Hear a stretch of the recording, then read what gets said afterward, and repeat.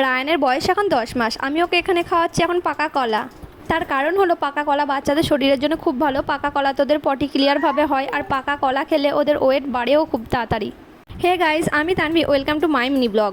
এখন আমি আমার পানিতে যে গাছগুলো ছিল ওগুলোর পানিগুলো একটু চেঞ্জ করে নিলাম, আর গাছগুলো একটু ভালো করে পরিষ্কার করে ধুয়ে নিলাম। তারপর চলে গেলাম সকালে টিফিন তৈরি করতে। টিফিনে আজকে করেছিলাম স্যান্ডউইচ।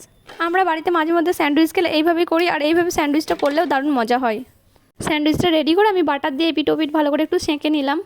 দুপুরে খাওয়া দাওয়া করে তারপরে রায়ানকে চাপিয়েছিলাম একটু ওয়াকারে চেপেও দেখো গোটা রুম ঘুরে বেড়াচ্ছে, এটা ধরে টানছে ওটা ধরে টানছে। তারপরে শেষ পর্যন্ত যে আমার গাছটার ওপর প্রথম থেকে ওর নজর ছিল, তো শেষ পর্যন্ত গাছটাকে আগে ফেললো তারপরে ছাড়লো।